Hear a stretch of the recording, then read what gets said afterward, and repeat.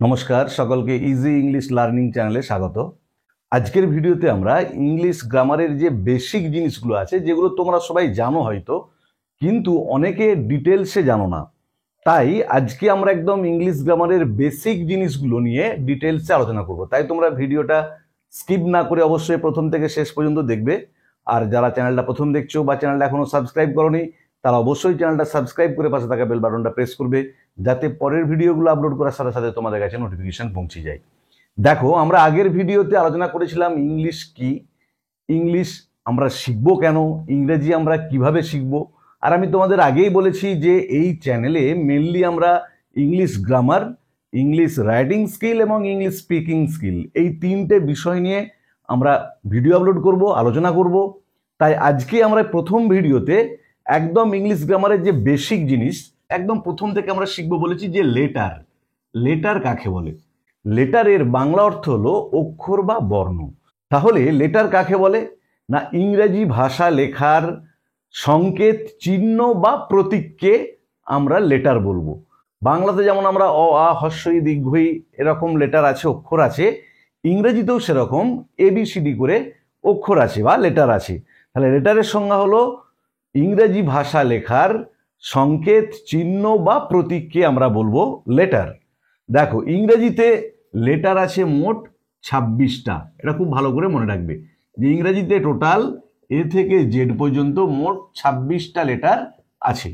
এরপর আমরা আলোচনা করব অ্যালফাবেট নিয়ে। অ্যালফাবেট কি না, বাংলাতে যেমন বর্ণমালা আছে, অ থেকে একদম চন্দ্রবিন্দু পর্যন্ত অক্ষরগুলোকে বাংলা বর্ণমালা বলা হয়, ইংরেজিতেও এ থেকে জেড পর্যন্ত যে 26টা অক্ষর আছে তাদের একত্রে বলা হয় অ্যালফাবেট। আবার বলছি, ইংরেজি ভাষাতে এ থেকে জেড পর্যন্ত যে 26টা লেটার আছে তাদের একত্রে বলা হয় alphabet.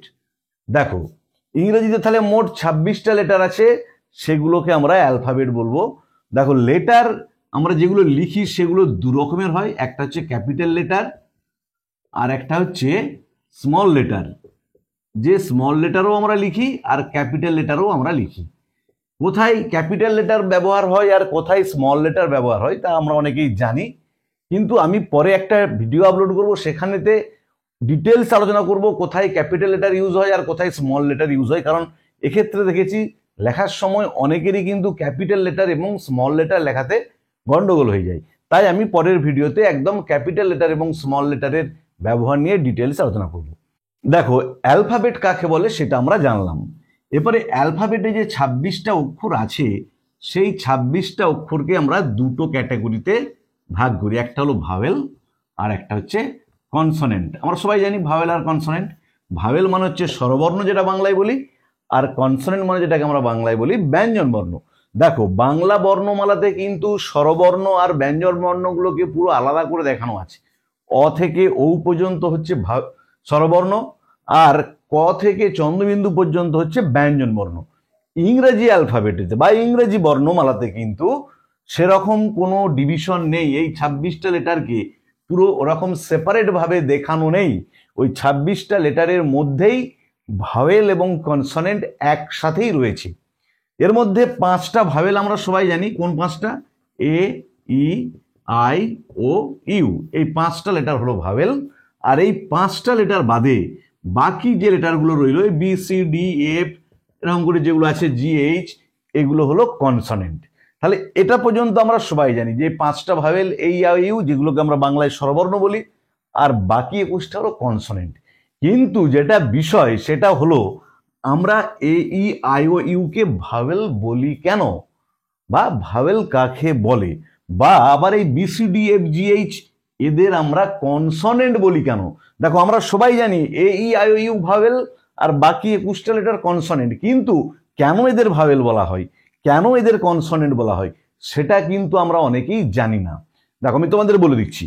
A, E, I, O, you এই 5টা লেটারকে ভাওয়েল বলা হয় কারণ এই 5টা লেটার অন্য কোনো লেটারের সাহায্য ছাড়াই, without the help of any other letter, অন্য লেটারের সাহায্য ছাড়াই এরা উচ্চারিত হতে পারে, তাই এদের বলা হয় ভাওয়েল।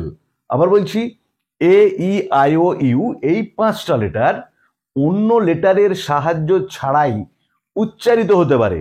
উচ্চারণের ক্ষেত্রে এরা অন্য লেটারের সাহায্য নেয় না, তাই এদের বলা হয় ভাওয়েল।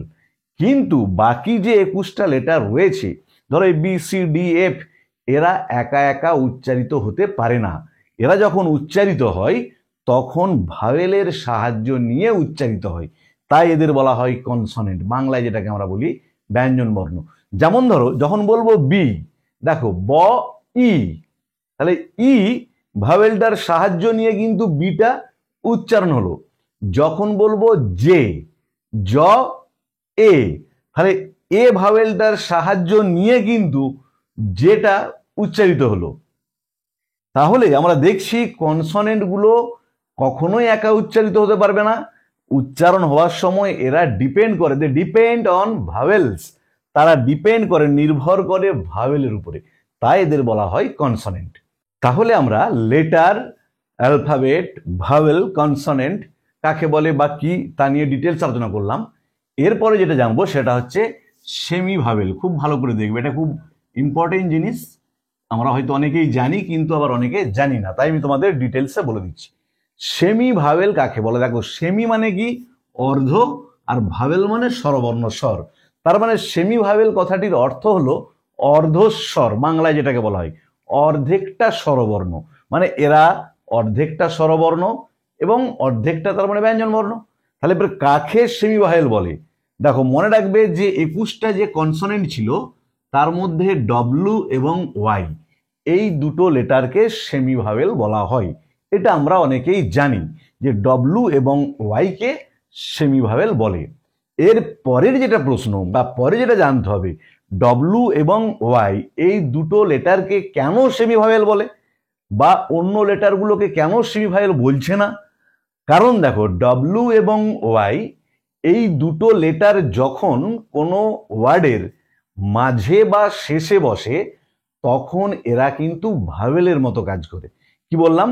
ডব্লু এবং ওয়াই এই দুটো লেটার যখন কোনো ওয়ার্ডের মাঝে বা শেষে বসবে তখন এরা ভাওয়েলের মতো কাজ করে, স্বরবর্ণের মতো কাজ করে, তাই এদের বলা হয় সেমি ভাওয়েল।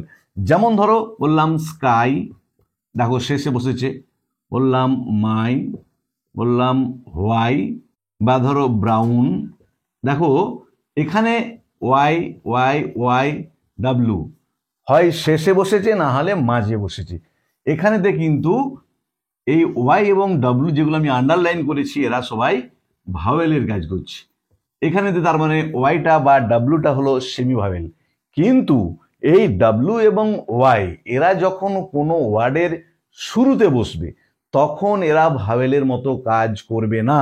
যেমন ধরো বললাম ইয়েস, ইয়েট, ওয়াক, হোয়াট, এক্ষেত্রে দেখো ওয়াই ফার্স্টে বসেছে এবং ডাব্লু ফার্স্টে বসেছে। এরা কিন্তু এখানে ভাওয়েলের কাজ করছে না, এরা এখানে কনসনেন্টের মতো ব্যবহার করছে। তাই আমরা ডব্লু আর ওয়াইকে ভাওয়েল না বলে সেমি ভাওয়েল বলবো, যেহেতু এরা কখনো কখনো ভাওয়েলের কাজ করে আবার কখনো বা কনসনেন্টের মতো কাজ করে, তাই ডব্লু এবং ওয়াইকে বলা হবে সেমি ভাওয়েল। তাহলে আজকের ভিডিওতে আমরা আলোচনা করলাম লেটার কাকে বলে, অ্যালফাবেট কাকে বলে, ভাওয়েল এবং কনসনেন্ট কাকে বলে বা কেন ভাওয়েল বা কনসনেন্ট বলা হয়, আর সেমি ভাওয়েল কাকে বলে এবং কেন বলে। যদি ভিডিওটা তোমাদের ভালো লেগে থাকে অবশ্যই তোমরা লাইক, শেয়ার ও কমেন্ট করে জানাবে। আর যারা চ্যানেলটা প্রথম দেখছো বা চ্যানেলটা সাবস্ক্রাইব এখনো করোনি তারা অবশ্যই চ্যানেলটা সাবস্ক্রাইব করে পাশে থাকা বেল বাটনটা প্রেস করবে, যাতে পরের ভিডিওগুলো আপলোড করার সাথে সাথে তোমাদের কাছে নোটিফিকেশন পৌঁছে যায়। আর আমি আমার এই চ্যানেলে তোমাদের আগেও বলেছি আগের ভিডিওতে যে একদম বেসিক গ্রামার থেকে, মানে একজন লার্নার বা স্টুডেন্ট প্রথম যে গ্রামারগুলো শিখবে সেখান থেকে শুরু করে একদম অ্যাডভান্স পর্যন্ত লেভেল পর্যন্ত আমি গ্রামারের প্রত্যেকটা স্টেপ নিয়ে ধীরে ধীরে আলোচনা করব, এবং তার সাথে সাথে তোমরা কিভাবে ইজিলি ইংরাজি লিখবে বা ইংরেজিতে কথা বলবে তা নিয়ে ডিটেলসে আলোচনা করব। তাই অবশ্যই তোমরা আমার চ্যানেলটা ফলো করতে থাকবে। ভালো থেকো, দেখা হবে পরের ভিডিওতে।